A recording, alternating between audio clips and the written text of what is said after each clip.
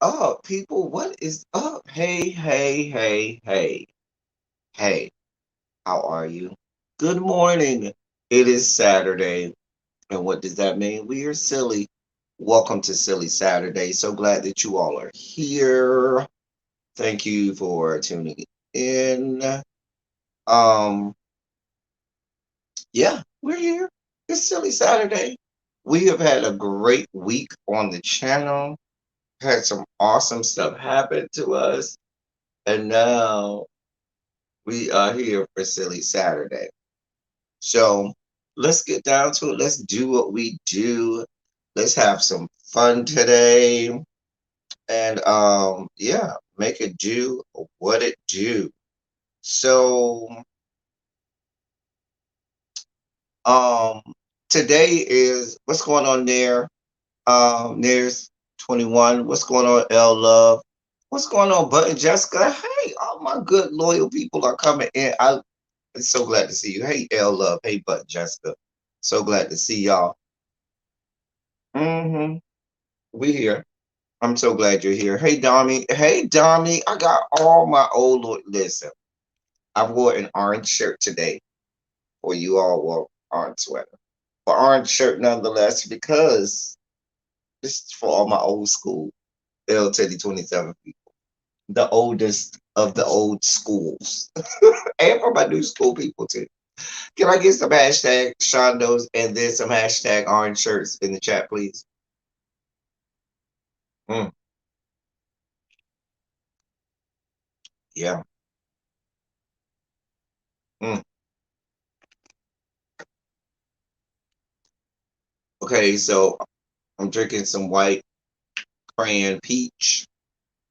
Um, I don't think I have no snacks, y'all. I gotta re up on my snack fund. I gotta get my snack fund back up and re up on my snacks because I am depreciated on my snacks. We'll work that out. Thank you, Button Jessica. So y'all, today is gonna be a dangerous show. Why is it a dangerous show? Hey Regina, what's good? Good morning, my love. Why is it a dangerous show? Because there's not a whole lot out there. And whenever there's not a whole lot out there, that just means, boy, that just means that it is going to be, zany. It's going to be outrageous, debaucherous, and all of those things in between. So we are going to make it do what it do today. So, um, hold on. What was I just looking at? I was looking at something, bringing y'all. Hey, Julia, what's going on? So, y'all, um, couple of stories, and then we're gonna have a little fun and stuff like that. Um, thank you. That's quintessential. She said, a cash app, to add to the snack fund. Thank you so much, quintessential. She's probably, oh, there she is right there. I was about to say she's probably watching from the bushes. Thank you so much, quintessential. So, um, mm, mm,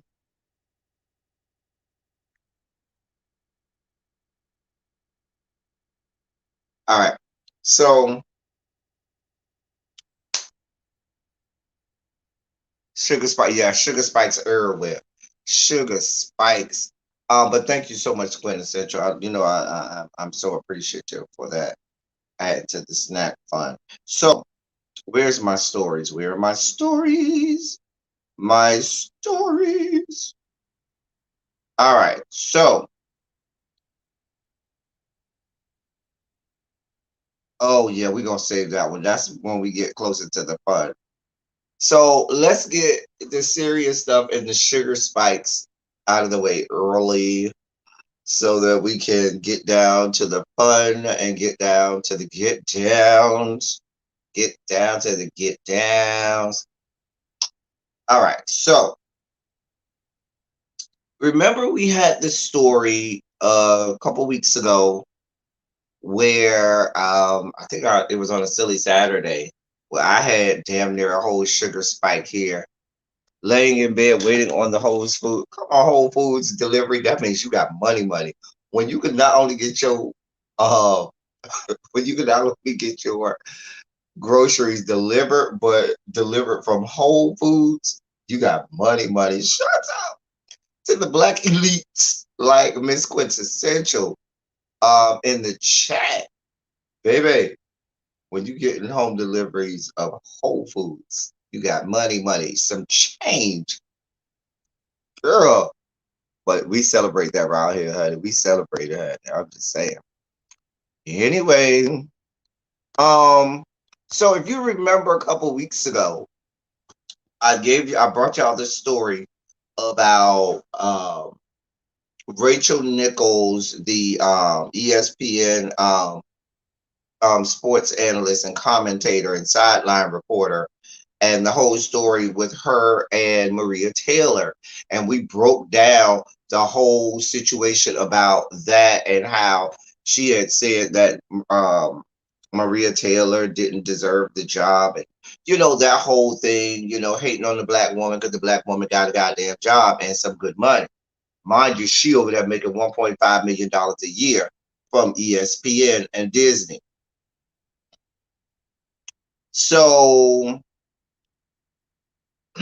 earlier this week, we found out that ESPN hasn't fired Rachel Nichols.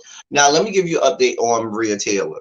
Maria Taylor went over there and chased the bag down there to NBC. She left ESPN because she said, "Listen, I ain't got." She didn't even get involved in the fray and in the in all of that was going on with that. She let other people talk about it. But what she decided to do was she decided to leave and take her talents down there to the NBC, where they broke her off. Um, you know, um, I think they broke her off almost about $10 million almost a year. Almost, I think she's making somewhere between $8 and $10 million a year. I ain't mad at it, girl. Do what you do, okay? So, girl, I ain't mad at it. So, shouts out to the black woman that's getting her getting her coins. So that happened, several weeks, like not that long after the story broke.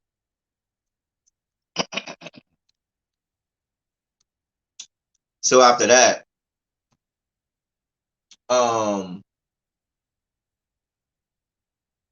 Maria, Rachel Nichols, um, had still been airing on ESPN. She was still on her show, The Jump, this, that, and the third. Well, ESPN recently, because Disney got involved, and Disney, who owns ESPN, said, "Listen, y'all need to make this go away. We're not here for it. This is bad publicity. This is bad for business." And ESPN was told to make it go away. So apparently, you know how the players get benched when they ain't doing what they're supposed to do on the team. Well, Rachel Nichols ceremoniously got benched for by ESPN. So they ain't fire her. They did not fire her, but what they did do is tell her your services are not going to be needed on screen. We'll call you. Don't call us.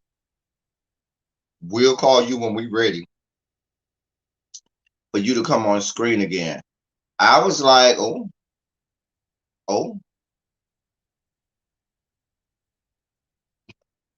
So Maria Taylor, in all her black girl uh pettiness, I should say. Maria Taylor, um, hold on, I was looking for something I wanted to bring to y'all. Hold on.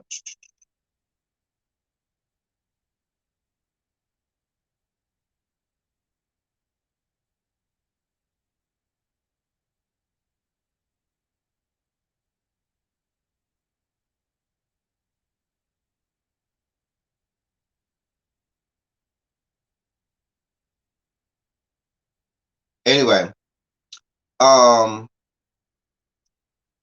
Maria Taylor decided she was gonna be petty. So to when she found out Rachel Nichols was ceremoniously, well, let me read the article. It says our ESPN sources tell us that Rachel Nichols was solely concentrating on the NBA. The network has not yet decided whether they will use her in another capacity. We're told Nichols's contract doesn't expire anytime in the near future, and rather than try and find a way out from underneath the lucrative deal, ESPN has decided to continue to pay the star TV anchor. Of course, Nichols was at the center of an explosive controversy back in June when the New York Times released audio of Rachel Nichols venting to a top PR consultant about fellow ESPN employee Maria Taylor. Nichols was heard blasting ESPN for attempting to move her aside to make way for Taylor, a black woman, in light of the current racial climate and the network's um, history on diversity, as Nichols phrased it. Well, Nichols phrased it as the network's quote crappy long time record on diversity end quote in the recording. PN's senior vice president Dave Roberts ceremoniously said, "Girl, we're gonna take you off the air, and you won't be on TV no more. We're gonna continue to pay you, but we not gonna see you're not gonna be on screen no more." Um, they're trying to this is a way of punishing Rachel Nichols without punishing her, because please believe Rachel Nichols is going to be all right. She's going to land comfortably. She already probably got her next gig already lined up. Okay, there's another be it Fox Sports, CBS Sports, one of the other major network sports conglomerates is gonna snatch her up real fast. Don't worry about Rachel Nichols. She will be fine in all her white privilege. Okay.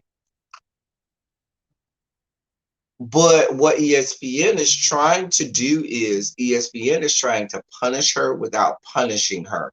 So by leaving her off screen and still paying her, she can't say, "Oh, well, they ain't doing right by me," because she because they're still paying her. And they already told her, if we need you, we'll let you know when we need you. We'll let you know when the next gig is, girl.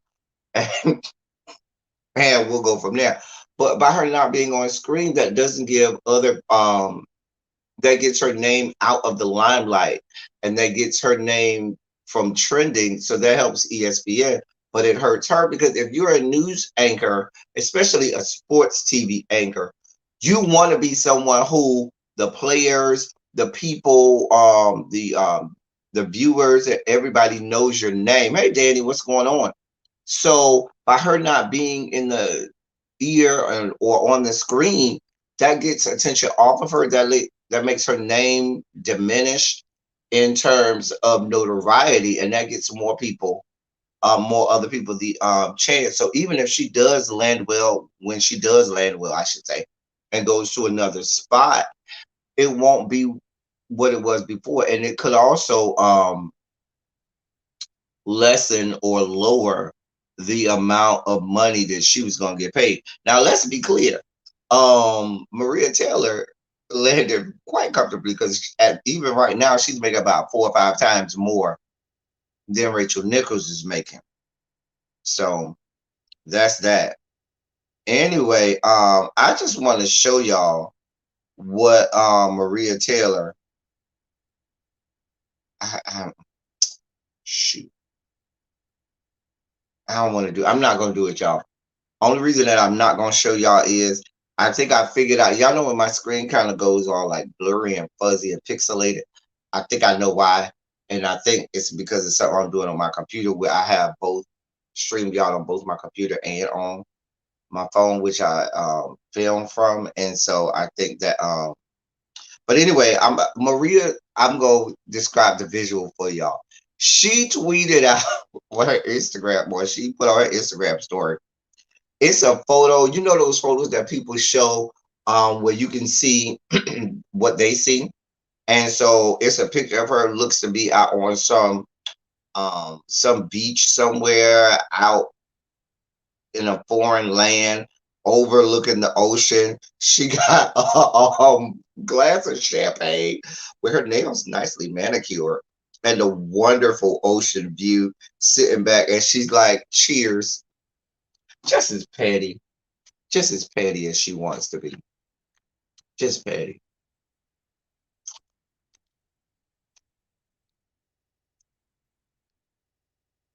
Anyway, so that's that story. I told you I have a whole lot today, but we're gonna get to some good parts. Give me a moment. So our next story is I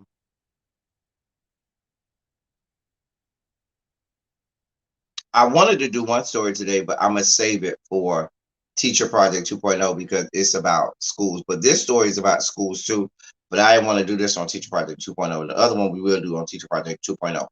So out there in California, they're having, like a lot of the country, COVID spikes, and they're having all kinds of outbreaks of COVID. So let me tell you about this one right here, okay? When y'all figure out and hear who the culprit of this COVID outbreak is, y'all gonna be like, now you know what?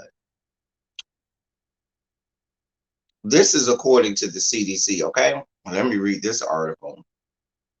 An unvaccinated elementary school teacher in California who was diagnosed with COVID-19 infected half the students in their classroom and sparked a community-wide outbreak, according to a new report from the Centers for Disease Control and Prevention. The teacher showed up to work while symptomatic and continued to teach for 2 days before receiving a test. She reported nasal congestion and fatigue, but attributed the symptoms to allergies. The school required teachers and students to mask while indoors, but the teacher was reportedly unmasked while reading aloud to the class. Quote, the outbreak of COVID-19 that originated with an unvaccinated teacher highlights the importance of vaccinating the school staff members who are in close indoor contact with children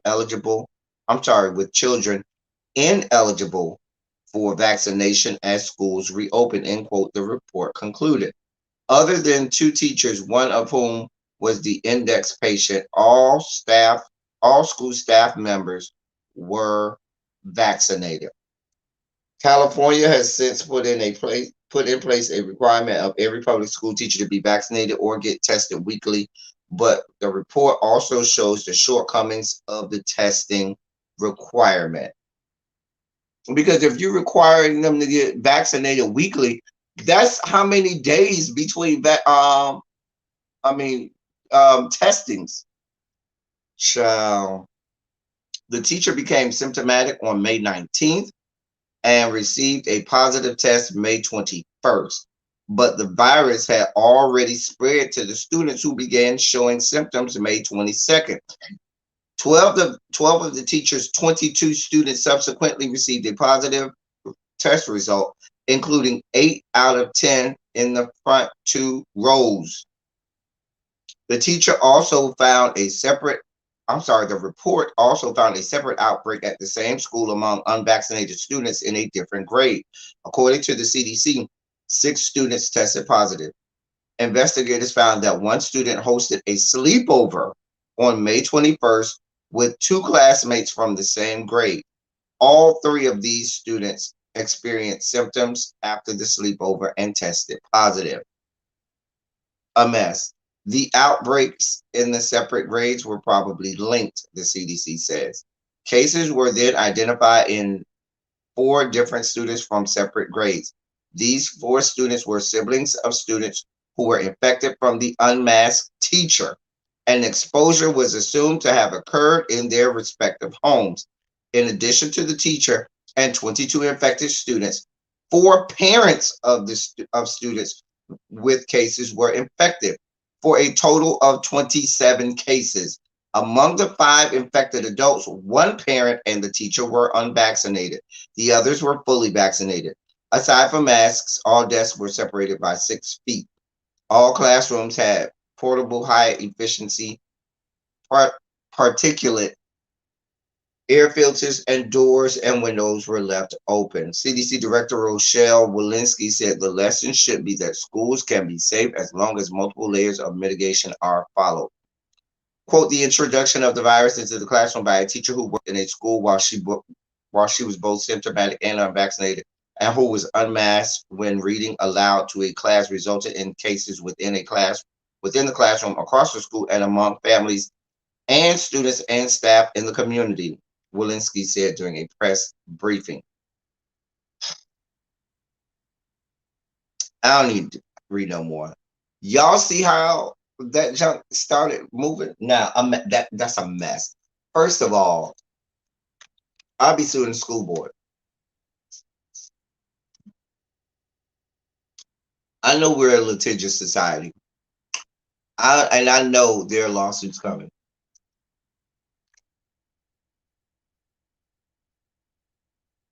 What's up, Cams? That's a mess. Look how that junk spread. You got teacher infecting all these little kids. This is the elementary school where the kids are underneath 12 and they can't even get a vaccine. She done infected all these kids.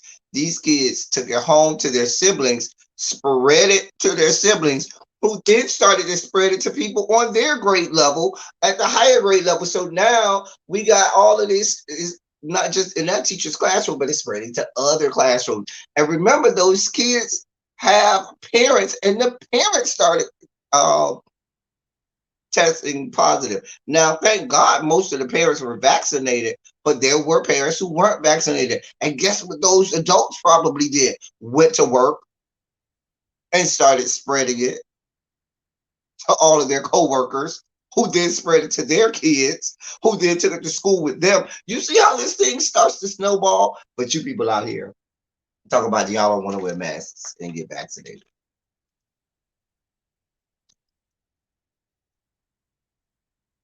A mess.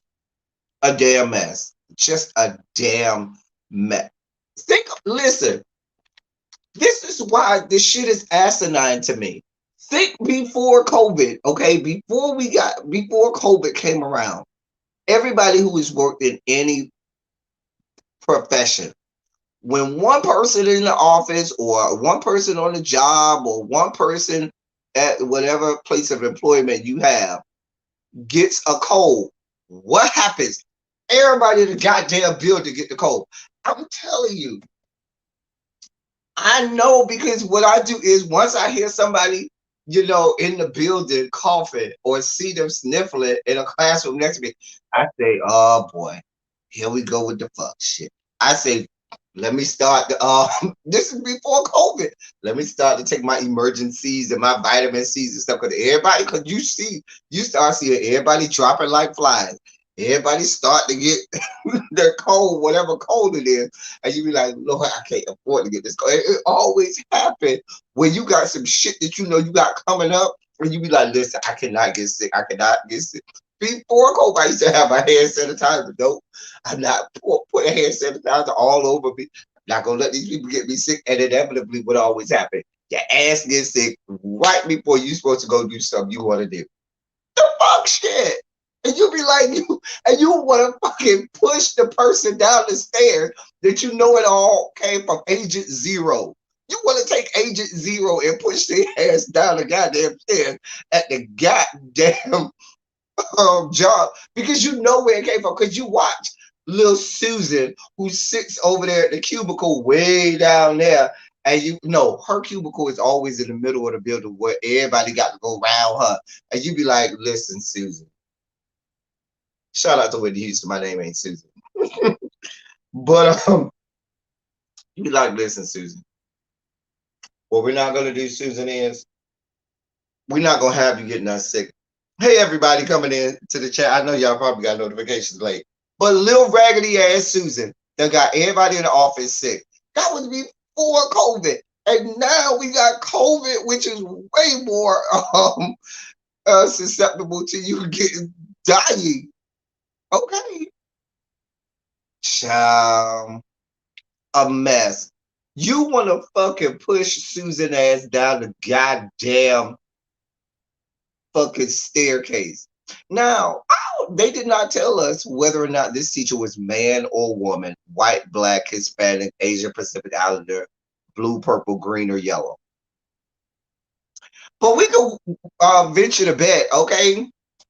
We can venture to guess who it was. It's the same Susan who probably, you know what I'm saying, got a goddamn Facebook page talking all about how the vaccine, how COVID is this biochemical weapon that the government is using on us, and that we're getting vaccinated on them putting, you know, traces in our bloodstream. Susan! Susan! And Susan has gone from working in your cubicle, okay, to down here to California, and Susan is now teaching your kids. And Susan, old dirty ass, because we found out, because you know Susan is white. You could not tell me Susan is black. Susan sounds white as all get out. Okay. Susan, the same dirty ass Susan, because we learned that white people don't like to bathe. So now they have become a petri dish and cornucopia of copious amounts of bacteria, viruses, and just a whole lot of just fuckery. Okay, biomedical fuckery. She has become a cesspool of biomedical fuck shit and fuckery. Susan. And so Susan has went and said, fuck y'all down here to the cubicle farm. Okay. Fuck y'all down here to the cubicle farm. I'm finna go on one of these online what is it, phoenix.edu and University of Phoenix, and get me a teaching certificate, and I'm gonna go teach y'all little badass kids down here to the school. And I'm gonna read them some story about white privilege, like Jack and Jill going up the hill to fetch a pail of water. But because I'm about that life, and I am little white Susan, Miss Susan teacher. Hey, Miss Susan, I'm going to act like I'm math, and I'm going to go into the building looking like this. Shout out to MVN for my masks. And then when I get in this good classroom, I'm going to say, fuck y'all, and I'm going to morph right back into cubicle farm Susan and be like this, because, oh no, I can't breathe. I need the students to hear what I have to say. And little Susan carried her raggedy ass from the cubicle farm, and now she's sitting on her she got her little beanbag chair. You know what I'm saying? All the little kids on the little carpet in front of the little beanbag chair, watching Miss Susan read all about Jack and Jill going up the hill to fetch a pail of water. Okay? Susan takes her mask off and is now spewing this petri dish and cesspool of biomedical fuck shit. Oh, they read in the article, it said those first two rows, just about everybody in the first two rows got it, just immediately, writing it down. Jack and Jill went up the hill, and there goes all the goddamn kids. God damn it, Susan. So just like Susan got everybody sick at the goddamn office before COVID, Susan done went during the pandemic and done went and studied and got her degree and got certified and saw that there was a teacher shortage and went on down to this good school and said, girl, I'm going to teach these kids. We done forgot that Susan is dirty as hell, only bathed twice a month. And Susan is an anti-vaxxer and she ain't shit. Okay? She ain't shit. Just spitting everywhere, just spewing biomedical fuck shit all over our poor little children. Oh, God. Now, little Johnny and little Becky and little Janet and little Timothy went home, and they got older brothers and sisters. The older brothers and sisters do what kids do. What do kids? They fight, they play, they kick, they spit, they scream, they touch and rub all over each other. They fight. They go home, they fight with the little kid, with their little brother and sister, and they breathe it all over each other. And there's more of Susan's biomedical fuck shit being passed all over. Okay. Okay. Then y'all are crazy in the chat. Then little Timothy over here decides, hey mom, dad, I would like to have a sleepover because that's what white people know. This is the white people. This is the whole white people. When they said sleepover, I knew it was white people. You know how black mamas is. Who else you going? Who you want to go to? Who else? I don't like her mama. I don't like their mama. I don't like their daddy. Her stinking ass mammy looked at me wrong the other day. No, you won't be going over there because if I go over there, I'm gonna have to drag that bitch. That's how, see, that's how you know it wasn't none of us. Cause you know when you be like, you want to go sleep over who house? Do you know it's a whole ass pandemic out here and them white people don't bathe? I don't know them. White people don't bathe. You're not going over there. Get over it. You better go on in there and play that PlayStation and get over it. That's how it went in the black house. Okay. That's how it went in the black. You know black people ain't sending their kids over there. Now that they know and have confirmation that white people don't bathe. Oh no. Whoa no. Oh no. Not sending your kids over there. So your kids could be around unvaccinated and unbathed and unkempt people. No, ma'am. No, God. Anyway. Okay. Don't be like, that bitch got roaches in her house. And you gonna come in with some roaches back in your little bag? No, God, no, you won't be bringing them on to me. Nope. You stay your ass right here. You will not be going. Sorry, boo. We ain't doing it. But now y'all see how this stuff is happening. Blame it on Susan. Blame Susan. I blame Susan. I blame Susan. Okay? I'm just saying. I blame Susan. A mess. A mess. Susan down to the cubicle farm. The winner got her a teaching degree. And now she's infecting your kids. And now the kids. Now, here's what happened. Now, Susan went from the cubicle farm, right? And she's a teacher now, teaching y'all kids, spewing all her biomedical fuck shit on the kids. Remember, they said some of these parents, most of the parents were vaccinated, but some of them weren't. They got it. What did Susan is? She talked to her. Susan now has passed it on to Karen. And y'all know Karen who works down to the cubicle farm. She ain't. I don't even need to go no further. Karen worked down to the cubicle farm, y'all, and Karen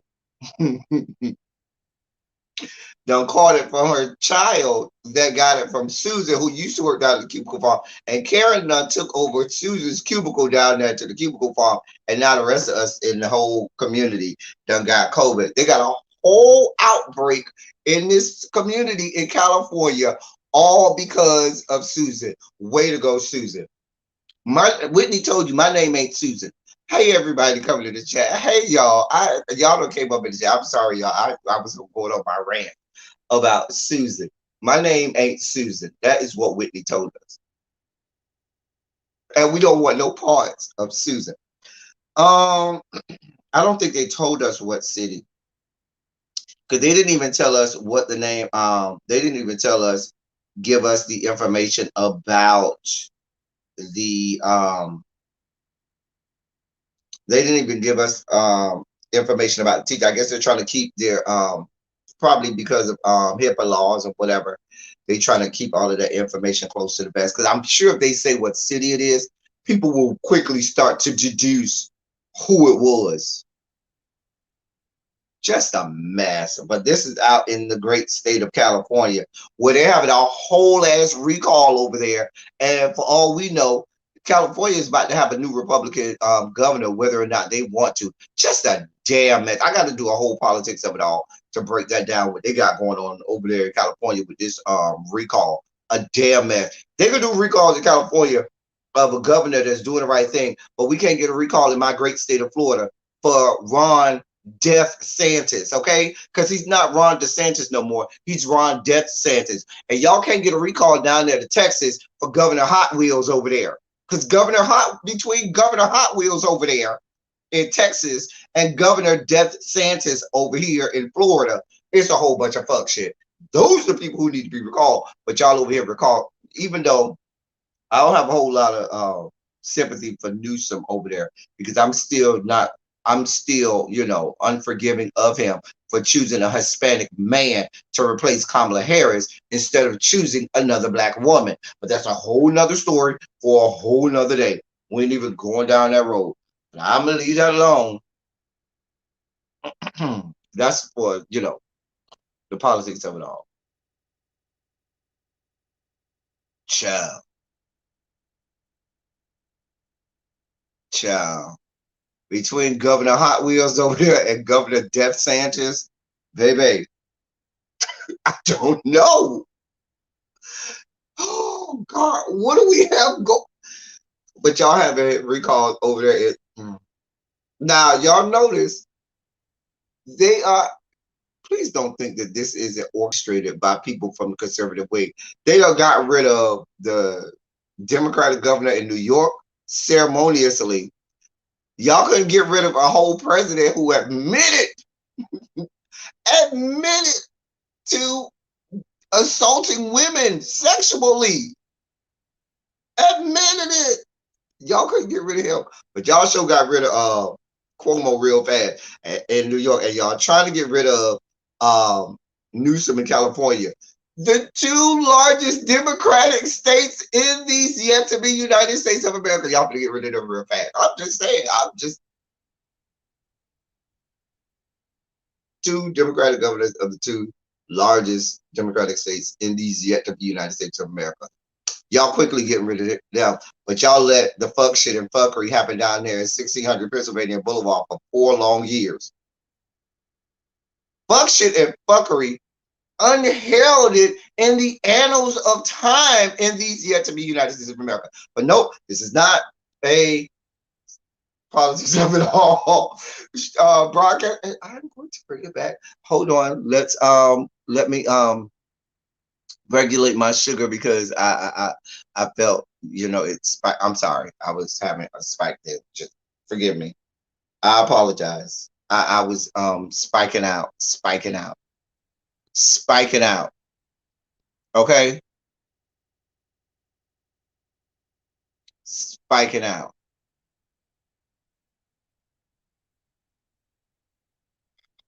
Lord, this stuff I got over here saved. Y'all should see some of the stuff. I still got this picture saved, y'all. I still got this picture saved. God, why do I have this stuff on here? Oh, dear God. Just the stuff we got on here. Anyway, y'all, let me get back to what I was talking about. All right. Back. I'm back. So we talked about Susan. We talked about Susan. Listen, Blazing. I don't even know how to explain who that is. You just kind of had to be on that live where we talked about that person and how they were robbing banks and stuff. We had a whole breakdown. That's not the only picture. There were like 4 or 5 pictures of this person in various stages of them robbing banks. What state was that in? I forgot. Somebody in the chat might remember, but that was down when they was robbing. Baby mom was getting out with the people money. Okay, child, girl, child. Anyway, Child. Y'all remember that story? Child, we done had some stories over here on Silly Saturday. So that is the story of Susan. Susan. And how Susan, we just gonna call her Susan. Done Susan done gave everybody the COVIDs. This is why white people need to bathe. Bathe your ass, okay? God, God, bathe.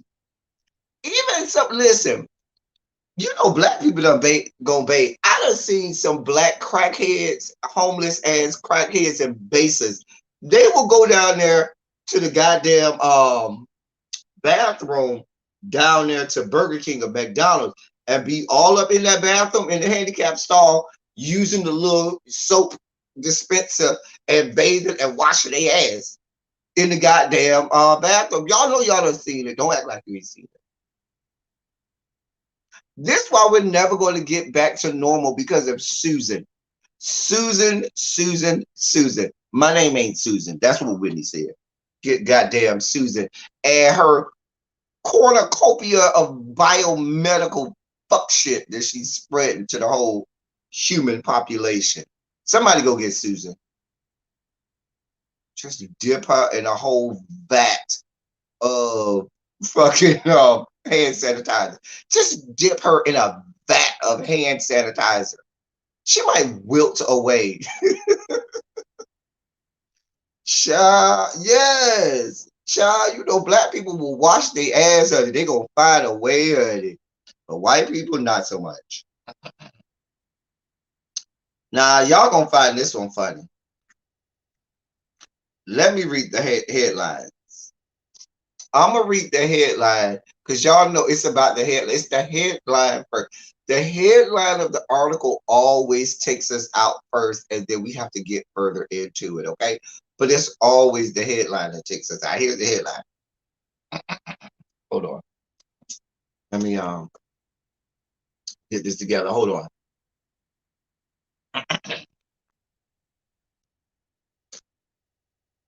Oh, y'all gonna love this one.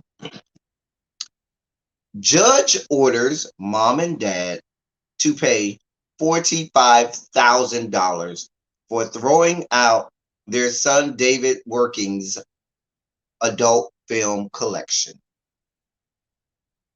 Let me read that again. Judge orders mom and dad to pay $45,000 for throwing out their son David Working's adult film collection. So basically, the judge said, yeah, y'all owe him $45,000 for throwing away all his porn. Just gonna let that sit there.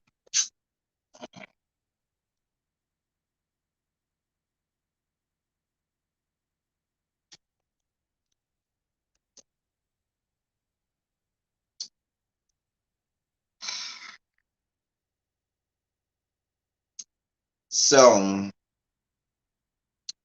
let me read portions of this article. Listen. Listen. A judge has ordered a Western Michigan couple to pay $30,441 to their son for getting rid of his pornography collection.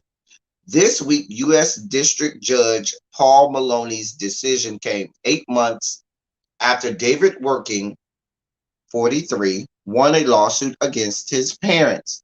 He said they had no right to throw out his collection of films, magazines, and other items. Working had lived at their Grand Haven home for 10 months after a divorce before moving to Muncie, Indiana. The judge followed the value set by an expert. The judge followed the value set by an expert. Working's parents must also pay $14,500 for their son's attorney's fees. So it's $30,000 worth of porn, and then 30,000, about a little over $30,000 for porn, a little over $14,000 for the attorney's fee. Now, there's so many layers here, so many questions I have. Wait, who still has a collection of porn in 2021? But what is this porn collection made out of? Like, I don't even have a fucking VCR player because these gotta be VCRs. It's gotta be a combination of VCRs, VCR tapes, cassette tapes, and DVDs. Okay. Now my computer clearly has a DVD. This one don't, but my other laptop still has a CD player or a DVD player or whatever. I can't tell you when the first time I used that thing.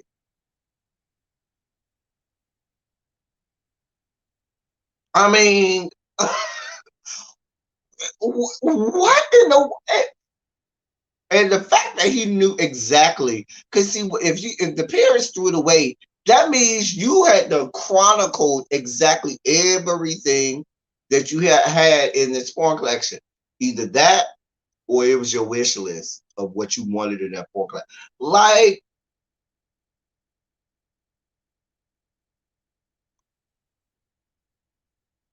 how did you know? And then it was magazine. It was porn magazines. I'm sorry, it was his collection of films, magazines, and other things. What is included in these other things? Collection of blow up dolls, dildos. I mean, to get to $30,000, he had to have, you know how they make those life size mannequins where you can have sex with it or whatever that feel like real woman and real flesh or whatever. Like they make those things with like life. Did he have one of those? Because I'm trying to add up to $30,000 because did you have like a mint condition long dong silver VHS tape that had never been used or something? Like how do we get to $30,000? Were you collecting Penthouse magazines like they were, your collection of baseball cards that you were keeping in the little Ziploc bags and daring anybody to put any light on it? Don't turn that light in here. You go fuck up, my Penthouse collection. They got Janet Jack Me on the cover today, this month. Shout out to Janet Jack Me. I wonder what she's doing these days. I don't know. Girl, like, right. Danny, did it appreciate over time? Like, is it worth more? Is it now a collector's item? You got Ron Jeremy's first, video that he ever did or something. You got Brian Pumper's first porn tape from when he asked the girl to fart in his face or something. Like, help me make it make sense. You got Shawn Michaels' first ever video. I'm like, I don't know. Right, Heather Hunter. You got the original edition of Debbie Does Dallas. Wasn't that the name of that old tape from the 70s? Debbie Does Dallas or whatever it was. Somebody did Dallas. Like $30,000. But here's the thing. Even beyond the collection, who's the expert? Blazer, did the people come and talk to you about this? Are you the Blazer? Are you the porn expert? Listen, quintessential. Don't worry about why I know a lot of names. Okay, don't worry about why I know a lot of names. Okay, I ain't mentioned all of the names. I could have named like Jack Napier and Wesley Pipes and Byron Long and stuff like that. You know what I'm saying? I'm not doing this with y'all. Like, make it make sense. Right. Who are these experts? Like, who did you go to? Like, do you go and look up porn expert? Like, because this person, or was it a collection of experts? Because this person had to be an expert on the films, the magazines, and quote, other things. I don't know what these these other things are. Are they dildos? Are they, let your mind wander. But we got $30,000 worth of shit. And then mom and dad, if you had that big of an issue, when he carted his ass to your house, moving from his wife who kept the house after the divorce. Now, the wife kept the house after the divorce, and she that's probably why they got divorced. Because if you got $30,000 worth of a porn collection, girl, you got a problem. You have a problem. So, little wife, whose name is probably Susan.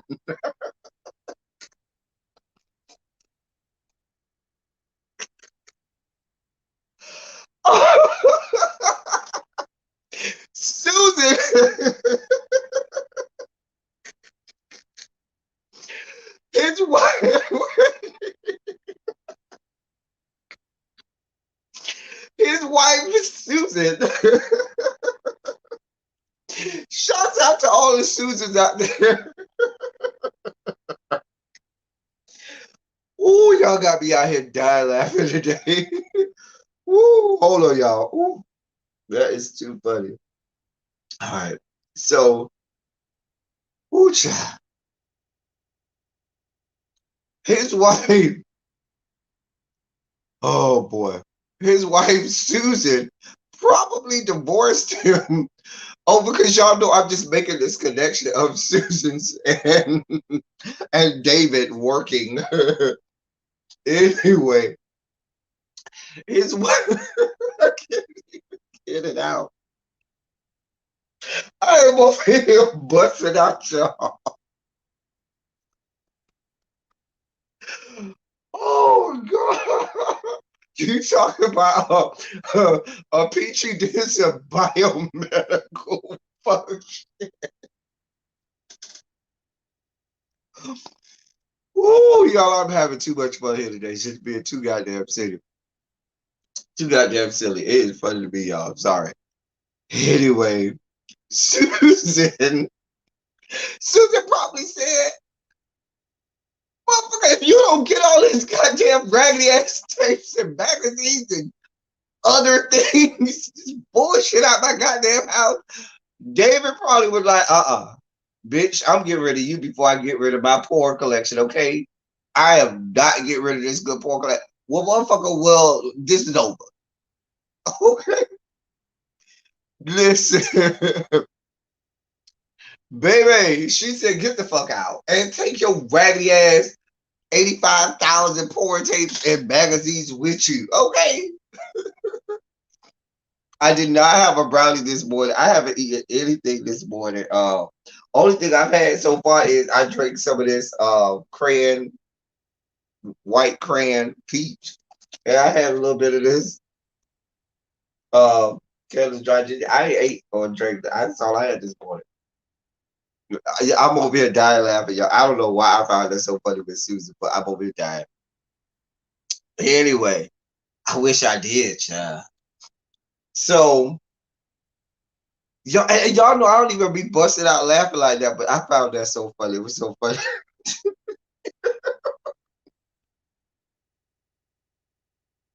I don't know why that's so funny to me. I don't know why.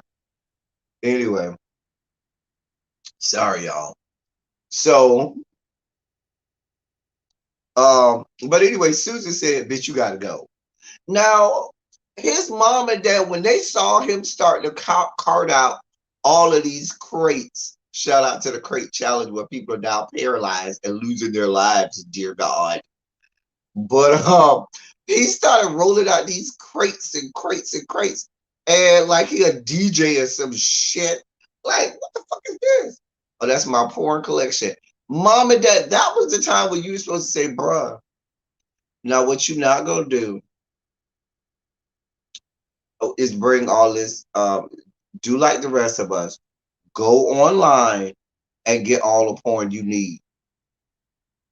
Ain't no need for all of this, okay? I'm just saying. Anyway, the judge said, now, what kind of raggedy ass judge is this? This sounds like a judge who wanted to live vicariously through David working. Judge Paul Maloney sounds like somebody who's into porn like that too. He probably had a soft heart for David. Said, yeah, that is kind of fucked up that he threw all your Heather Hunters away and all your your videos away. I remember I got me a lot of good ones out to them. Yeah, judgment for the plaintiff. I can see it happening. I can see it happen. Starting a library for what? Nobody goes to libraries anymore. People go to the Googles. People go, if they want a book, they get it from Amazon. If they want to go do research, they go to the Googles.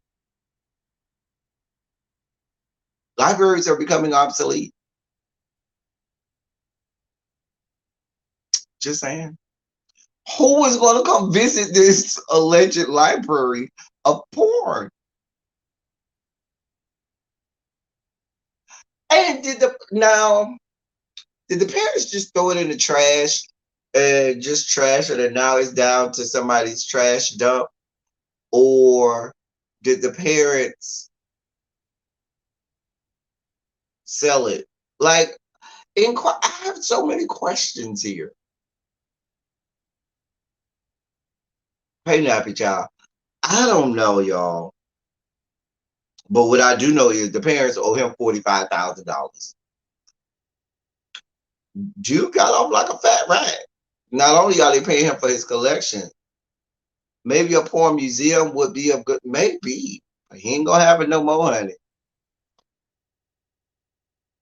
He ain't gonna have it no more.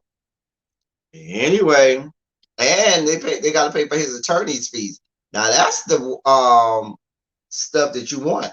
That means you getting off scot free. Because not only do they got to give you your money that they owe you, but they also got to pay you for these attorney's fees. I'm here for it. That means you got to put out no money except for the initial money that you put out. Hey, Nappy Child, I'm here for it. I'm just saying. Anyway,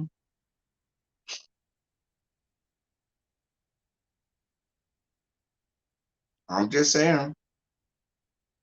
Y'all know, I remember now. I'm gonna try not to age myself, okay? But oh well, I'm old. So I remember when Napster came out, right?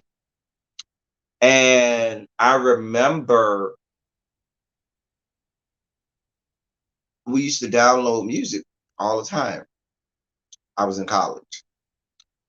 And the days of dial-up internet. Don't remind me. And so I then remember one day I was at school and I was talking to one of my friends, white guy, about, I was what I was downloading on my Napster. He was telling me what he was downloading. Lo and behold, I found the world, and this was the archaic days of the first types of downloading or streaming porn. Because I remember he said, "Oh, because one of his friends who knew how to digitize VHS tapes and stuff like that had got his video collection, up and was downloading it. And he said, I'm downloading my friend's porn collection on, Napster." He said, "I'm not doing the music, I'm doing the porn. I could just watch it on my computer." I said, "Shut the fuck up." He said, "Yeah." He said, "When I'm done, I'll send you some stuff." I said, "Okay." He sure did, and I remember downloading my. What was the first one I did? I remember when I started, but I don't remember what the first one. But we started downloading porn. This was way back in the archaic days, honey. Child, that was in the days of Napster, honey. Child. Oh, good days, good times. When I was so young and innocent. What's up, Jason? The Napster days were my young and innocent days. Great segue, though. Great segue. So, speaking speaking of college, Today is the start of the college football season. And so, with the start of college football season, you got um, a lot of things about to happen. And I'm not going to concentrate on the big college football game. Let's concentrate on HBCUs and all things black. Okay. I'm wearing my Marching 100 hat today, to celebrate the start of football season, which means marching band season is coming back, which means tailgatings, classics. And let's get into all things, what you need to do to prepare for this football season. Now,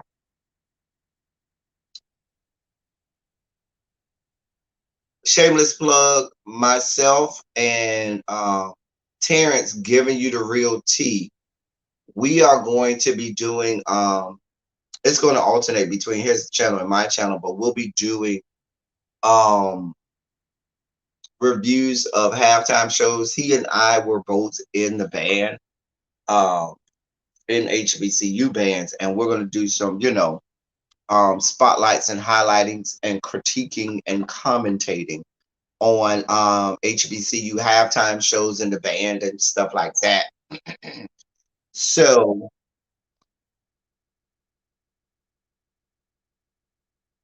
so yeah, we are doing that. I just got a it's so funny because if you watch my review of Lovers and Friends that I put up yesterday, guess what I just got in my inbox in Instagram? Yeah, put that together. If you watch my Lovers and Friends video, you know exactly what I'm talking about. I just got a little notification from my Instagram, and I looked at it, and I know. Hmm. Anyway, we'll put it out there, Jason. We definitely will, and probably what we will do is we will let you know, or we'll watch it together. So now, if you want to know what bands to watch, okay. First of all, HBC, if you haven't been to an HBCU school, or you don't know what football season is like at any college period, college football season is a whole lifestyle. Like there's the whole setup. You go out, you party that Friday night. You know what I'm saying? You go out, you party your ass off that Friday night. You go to the club Friday night. We was all in college, You go to a frat party Friday night, or you go to the club Friday night. Actually, probably Friday on campus all day is usually a big day. Well, Lil Baby could tell you in Tallahassee, Wednesdays is big on Florida State's campus because that's when you're in the union. Friday is big on FAMU's campus because that's when you're on the set. And so what would happen is Friday you gotta have on your best outfit. If you don't went to Governor Square Mall, you don't bought you one most sickening outfit, you don't spent your net check for financial aid part of it on this next good outfit, Annie. And you done got all dolled up and dazzled up, and you gonna stroll out there on the set and let everybody see you. If you Greek, you gonna have on.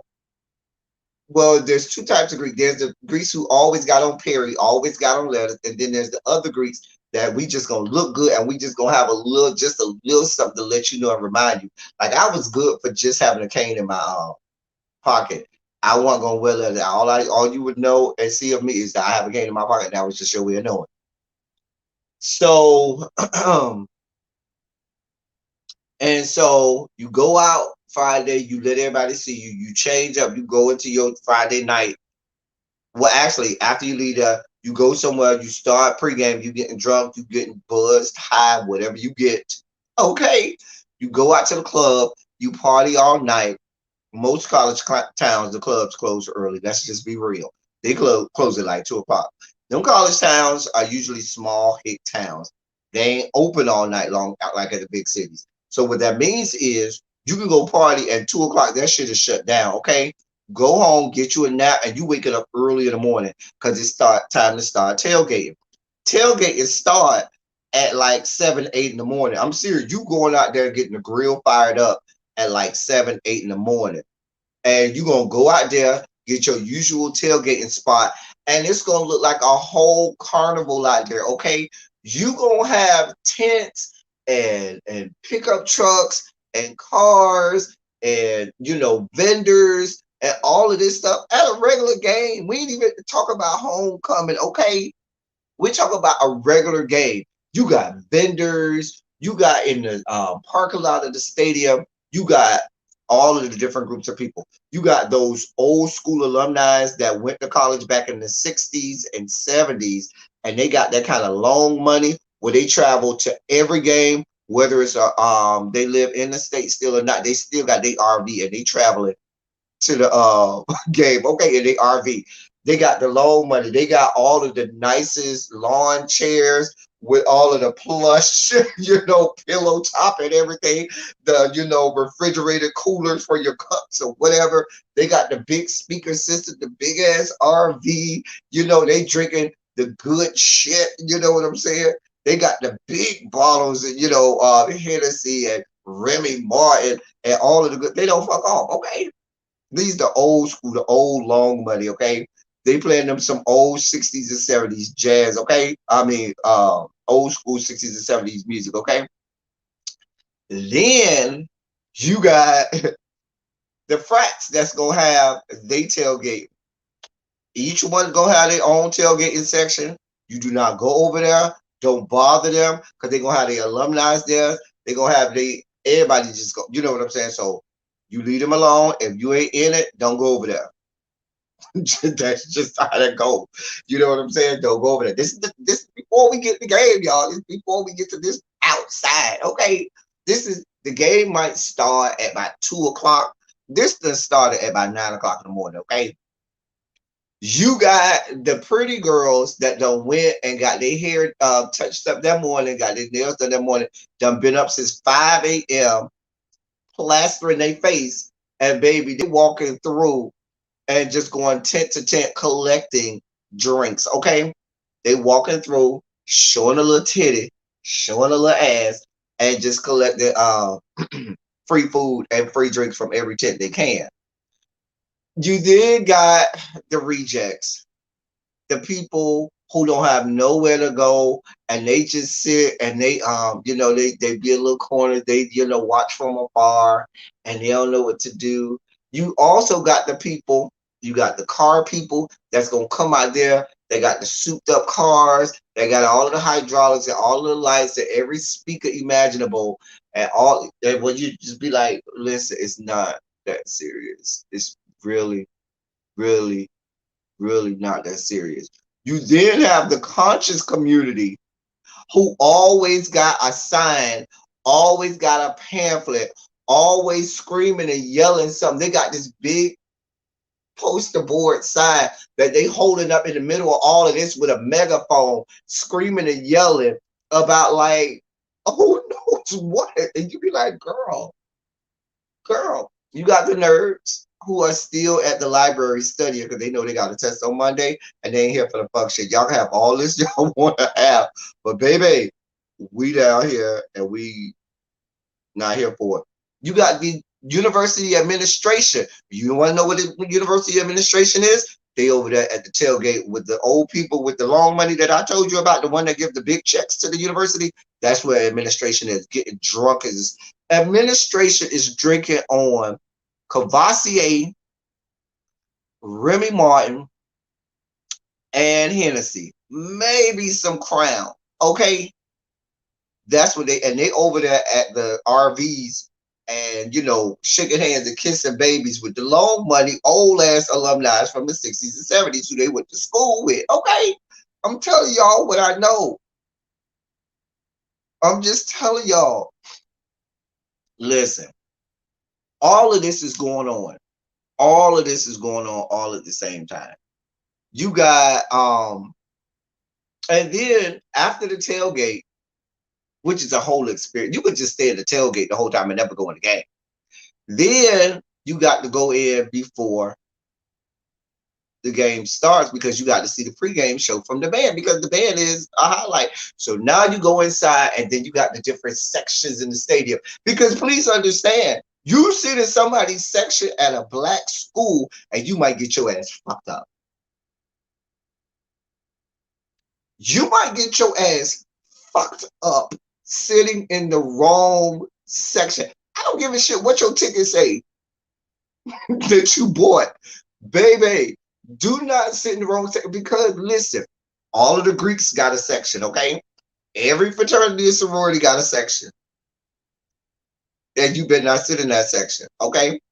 You got the band gonna carve out a whole section of the stadium by themselves. So you already know that, which means everything around the band is gonna be old band heads and stuff like that. You got this certain dorms have sections so depending on what dorm you live in, you finna stay in that section. Every organization in the school got a section. Gospel choir got a section, and they will fuck you up if you sit in a section. You sit in the gospel choir section if you want to and see if you don't feel the wrath from on high from the good Lord. Okay, they will fuck you up. Listen, every group on campus has a section. Okay, then and that's on the student side of the stadium. Then you got the other side where the paying people sit at. And now you got to fight with alumni who like, I've been purchasing this ticket for the last 25 years. Don't come over here. Don't sit over here. Don't come over here with this loudness. Okay, where you want to be at when you go to a black college game? You want to be on the student side the section, the side of the stadium that's the student side. It's usually not the press box side because you want no parts of all of the shit that you can hear from that side making its way to the broadcaster's microphone. Because there's a whole listen. Every insidious statement known to man, every awful comment, every awful statement, every whatever epithet, every defamatory name, whatever, you gonna hear it on that side. Tell me I'm lying. Stop me when I'm lying. Okay? You know you're gonna hear and see everything in the world on that side. That's why you want to be on that side. That's where everything going on at. And see, here's the now, if you've never been to one, if you've never been to an HBCU game, okay, you can't go by yourself. Don't decide you're just gonna pick up and go by yourself. You gotta go with somebody who not only knows about it, but is from there and is very connected. Because what happens is these people alienate their own. You could go to, let's say I went to South Carolina State, a HBCU, okay? I could be an alumnus of South Carolina State, roll up at homecoming or roll up at a home game thinking that everything is good, and they're gonna be like, motherfucker, who are you? Are you Greek? Are you in this? Are you in that? Oh, you are Greek? Did you play a here or did you play as alumni? You know they're gonna go through the whole battery. When did you come in school? Who is president of the university when you get? They're gonna ask you a whole lot of questions to prove your worthiness. Okay, you ain't just rolling up there because you got on a shirt that say the school. Oh no, baby, you got to prove that you belong here. Okay, and then once it's determined that you belong here, now you got to have a pissing contest of pecking order and hierarchy of where you go and what you do. So that's why it's important to go with someone who is from there, knows where to go, is well connected, and you can go have a good time. Okay, I'm just saying. These are things that I know, because if you go with the wrong people, you might end up having a fight with those people. Who has the best homecoming? That is subjective. That's subjective. It depends. Everybody gonna tell you their homecoming is the best. Everybody also is not only gonna tell you that their homecoming is the best, they're always going to end that by saying, but homecoming ain't like it used to be. I don't care who you hear it from. You will never hear a person say oh, homecoming is better now than it used to be. They always go say, yeah, homecoming's still good, but it ain't like it was back in year or back in this decade. That's always what's gonna be said. It's always what's gonna be said. I'm just saying what's gonna be said. These are facts.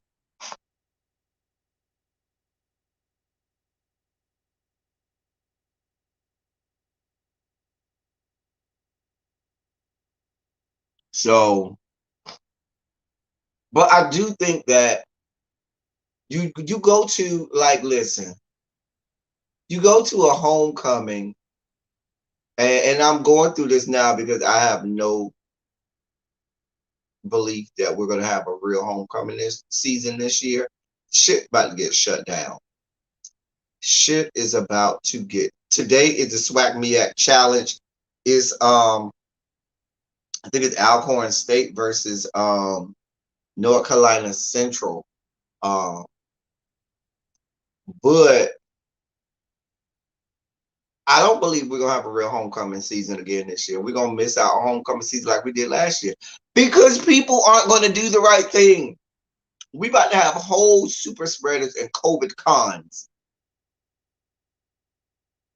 And just like we had Susan spreading it to everybody, you know as well as I do the caliber of people you went to school with. Imagine if COVID was going on when some of us was in school. You know who we stayed in the dorm with. You knew some of these people that had a conspiracy theory on everything known to man, okay? And you know most of the people you went to school with probably would look, I ain't get no goddamn vaccine. They're gonna have to make me get a vaccine. You know I ain't lying. You know I ain't lying.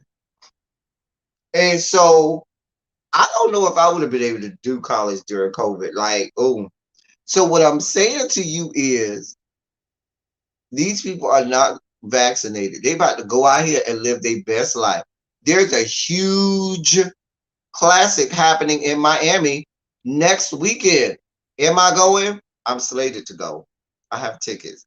Am I going? I don't know. Because the closer I get, the more it looks like a bad idea.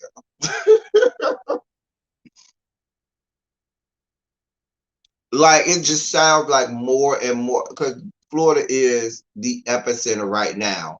Right, the Death Santis Bowl. Well, actually, FAMU is playing Mississippi. I'm sorry, it's playing Jackson State from Mississippi, and Mississippi has one of the highest positivity rates as well. And they bring a whole ass of people from Mississippi. It just sounds like a bad idea. And so what we about that, and so all of the gloriousness that we just talked about does not mesh well with social distancing. You know the copious amounts. You can feel the Atlantic Ocean with the amount of alcohol that is consumed at these games. Do you hear me? Not only that, you got to be buying food. Not only that, you got people yelling and cheering and screaming chants. And when you yelling and screaming and cheering and chanting, that is a lot of water droplets and that's a lot of spit and all kinds of stuff that's being spewed in the air. We know COVID stays in the air for several hours. So now I could be walking directly through. You think these people gonna keep on the mask that whole time?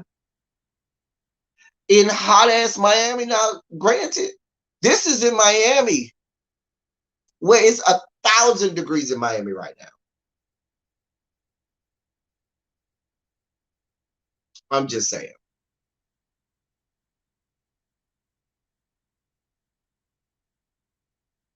I'm just, yeah. I'm just saying, it just sounds like a bad idea. Like a bad idea. It sounds like what we saw when we saw those images of Lollapalooza and Rolling Loud, where you just had a whole thousands and thousands of people congregating together, yelling. chanting, singing, screaming. You think about when it's pregame and your school band plays the alma mater for your respective college. You Now you don't go to an HBCU without knowing every single word, syllable, letter, and character of the school's alma mater. Then you must be able to sing it on key. Okay? Know all of the right runs, inflections, and modulations and everything that goes along with it. Okay? And you stand and you sing it as loud and as proud as you can. How are you going to have that happen? Think about your school's fight song that you sing all the time. If you're in the frat or in the sorority, you know you got chants that you got to do. Because if the first person, you know you always got that one member of the frat or the sorority that's going to start it off, and not everybody got to join in.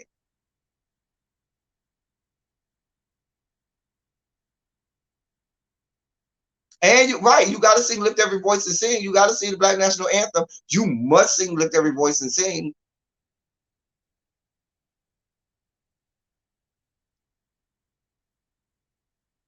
Y'all know I'm not making this stuff up. Hell, you go to a FAMU game and little baby, you know I ain't lying.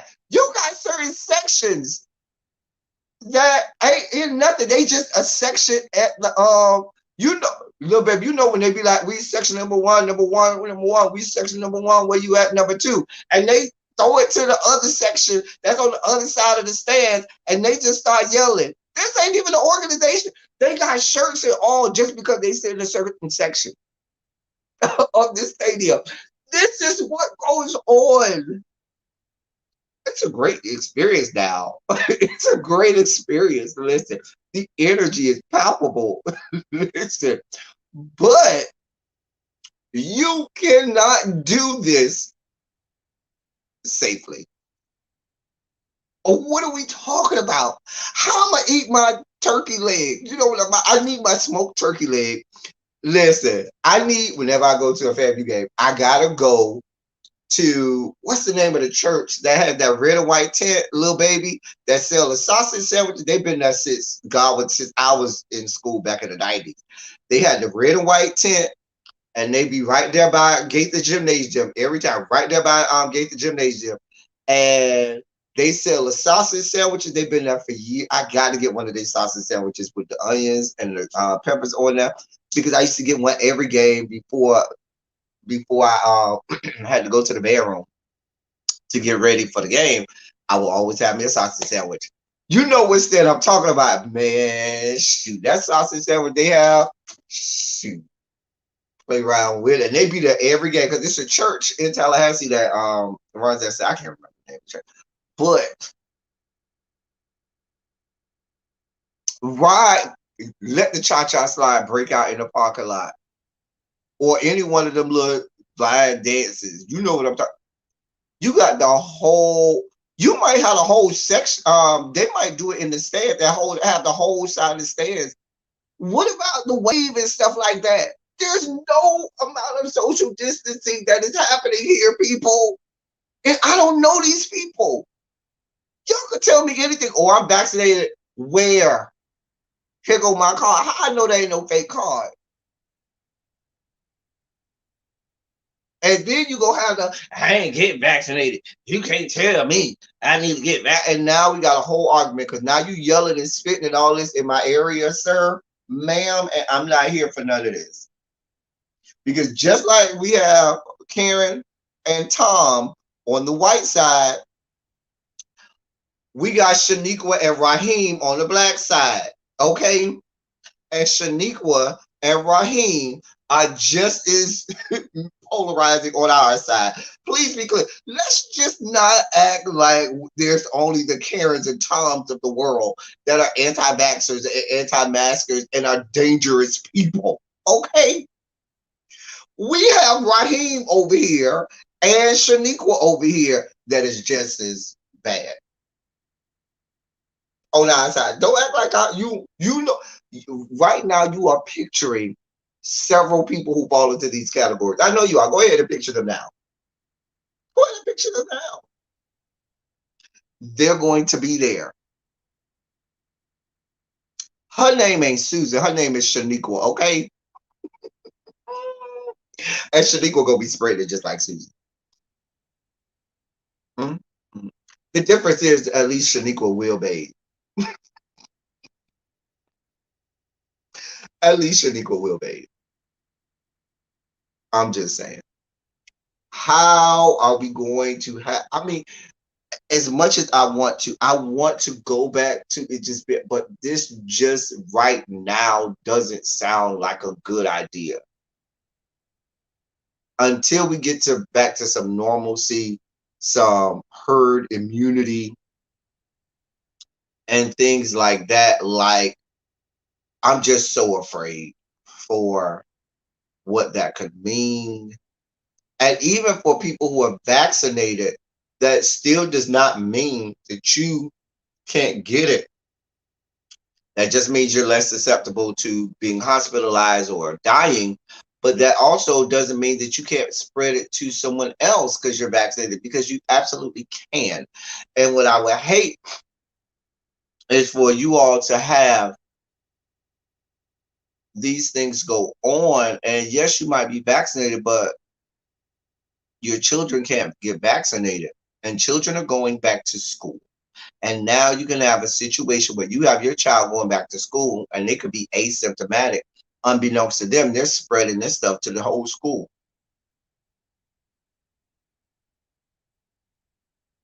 I'm just saying, y'all, we got to think smart and be safe. Yeah. But little baby, you know what I'm talking about. Where's section number one, number one, number one? Where's section number one? Where you at number two? Child. Child. Let me see. Hey, crackhead Willie.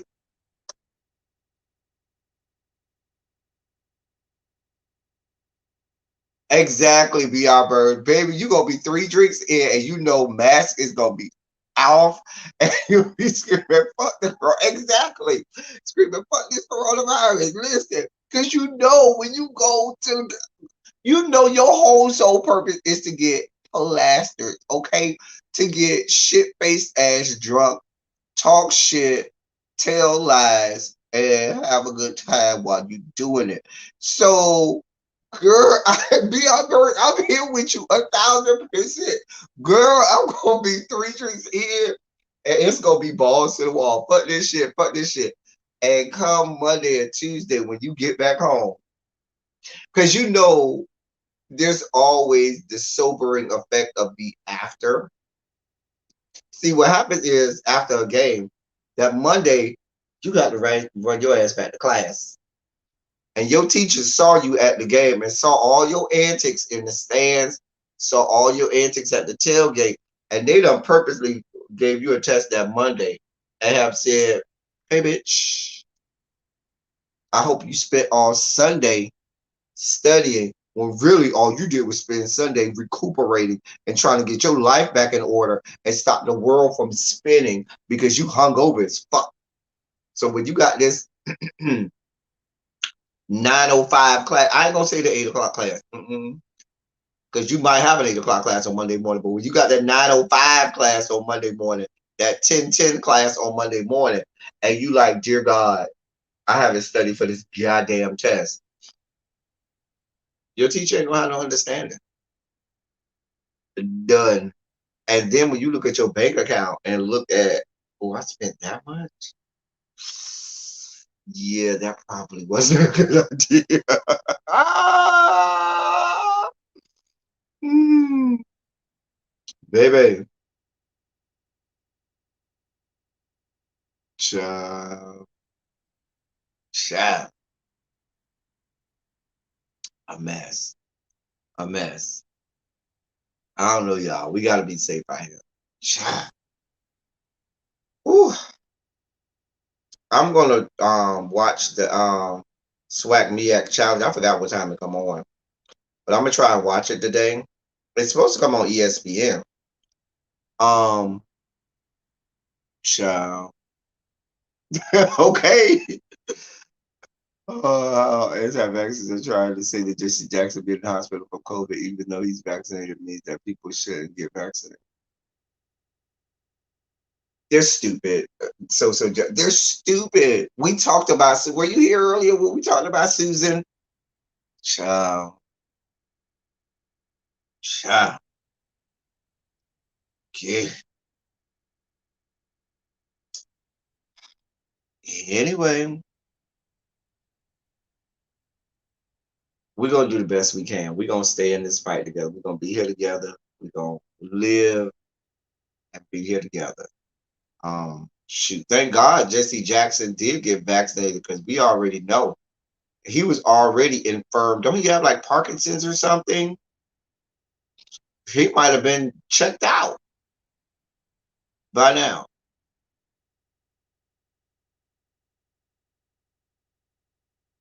Listen, Jason. You know when you in school.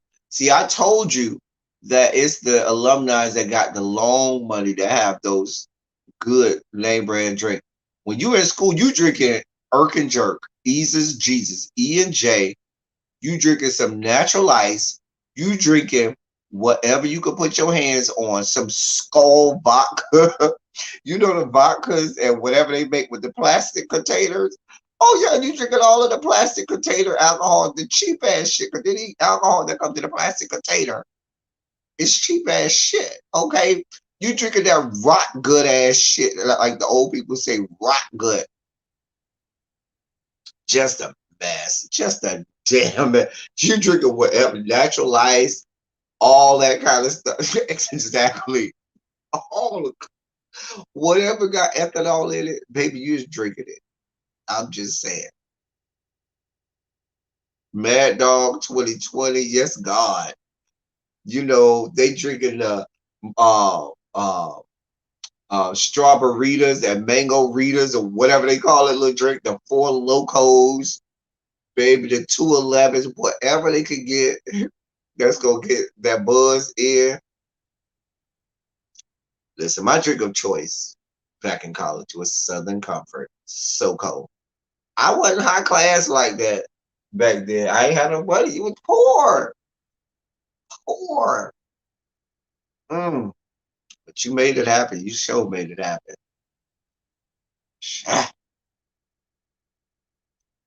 Ooh, Lord. Cisco. I still to this day can't drink Cisco. Kids today drinking Yellowtail, child. I wish. Want nobody's wine. Listen, I didn't start drinking wine till I became a real adult. A real. I wasn't a wine drinker back in college. You was gonna give me some beer, or you was gonna give me some hard liquor, something with a plastic bottle. Okay, you weren't gonna give me no damn wine. That's what you were not gonna do. I was gonna look at you like, you want me to drink what? No, man, we're not doing that. Ooh, good days, honey. Good days. Good days. I remember when we used to try to make Incredible Hulks and we ain't had no Hennessy, so we used to just use the E and J. They ain't gonna know no difference.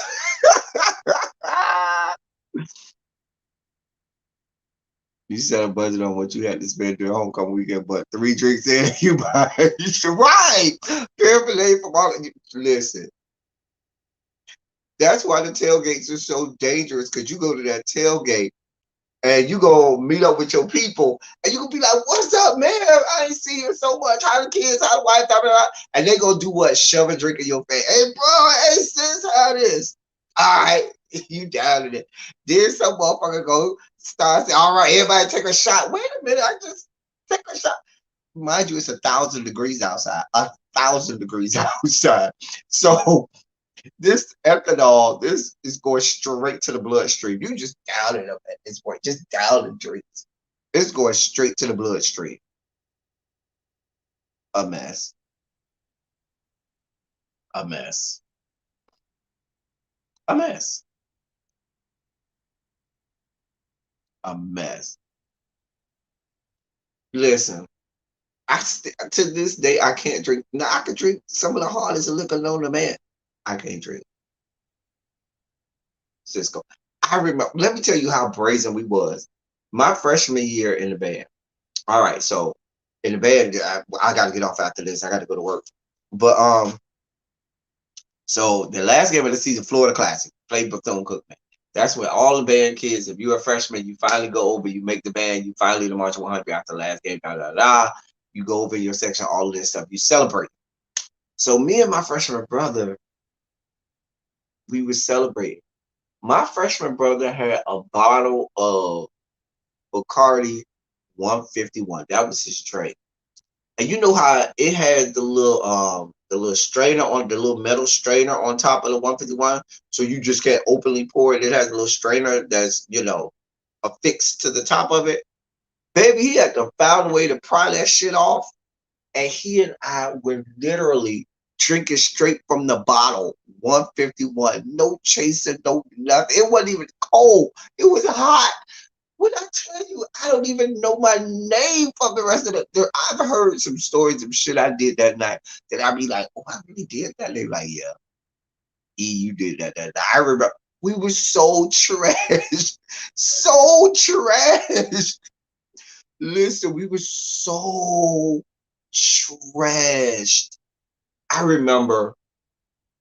I remember the first time I went to Mardi Gras, and I didn't go to Mardi Gras until I turned 21.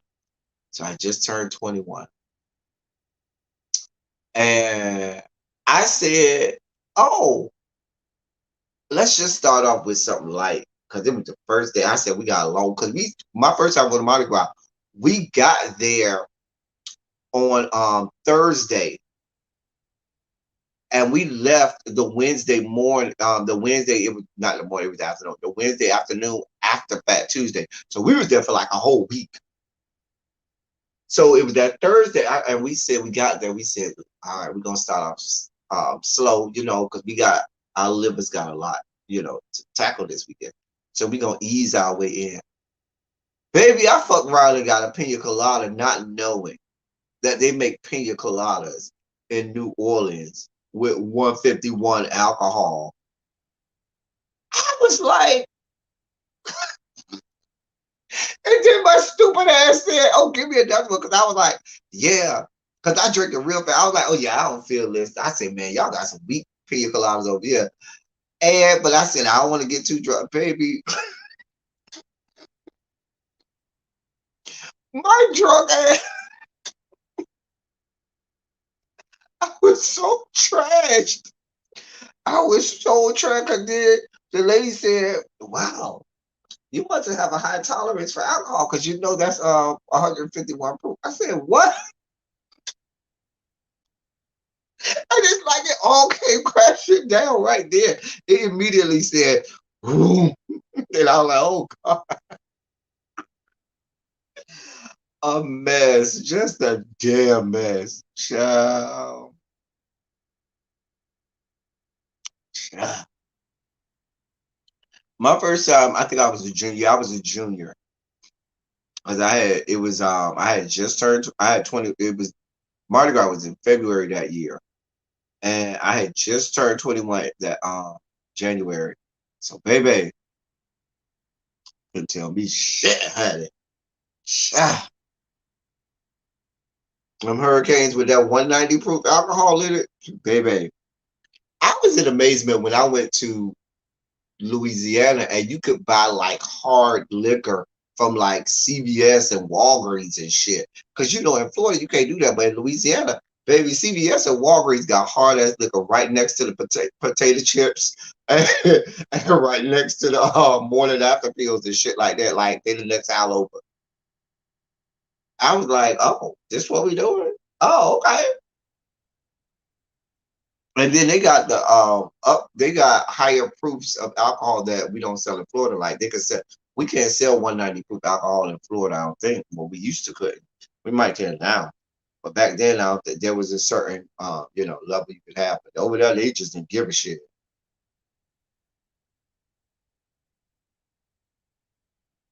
But yeah, anyway, I told y'all this was gonna be a dangerous live. Every time I say I don't really have a lot to talk about, we always end up talking about a whole lot, y'all. Let's put some shondos in the chat and some and so forth before I get out of here. Thank you to Quintessential for adding to the snack fund. I ain't have no snacks today, but I'm going to go get me some snacks now that Quintessential added a little bit to the snack fund, and we're gonna have some fun with that.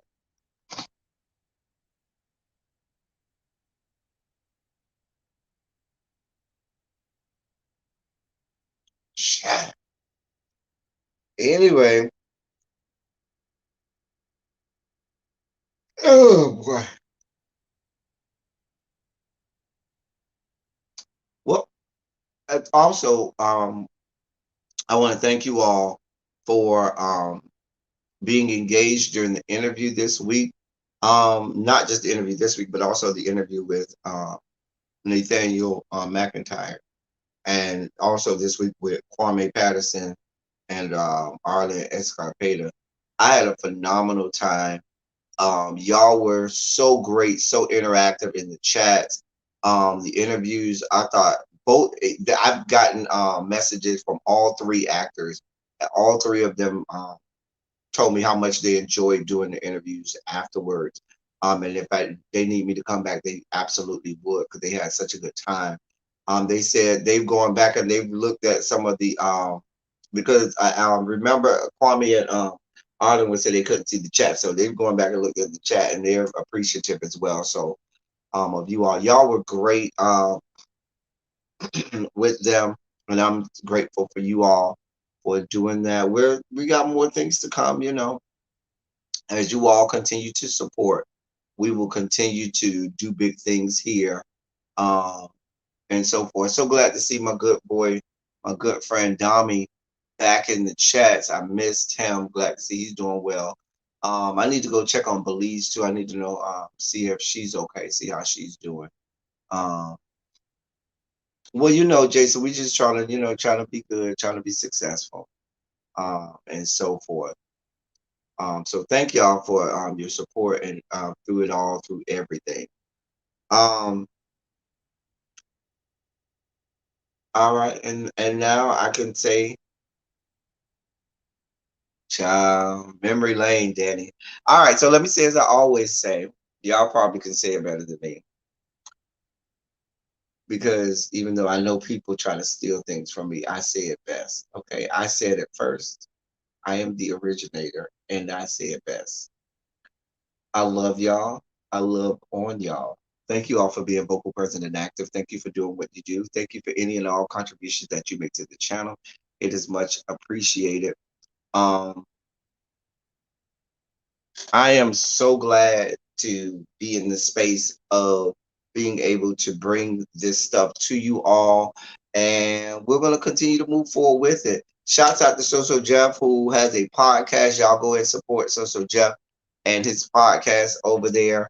I've been listening. I don't have the link.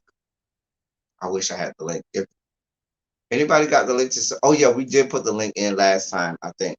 But y'all go support his podcast. He's doing some big stuff over there. And support everybody that came through. All of the people here um that come in. And all right, let me get out of here. I'm stalling. Let me get out of here. All right, y'all. Until next time. Thank y'all for coming. Y'all drive safely. We out.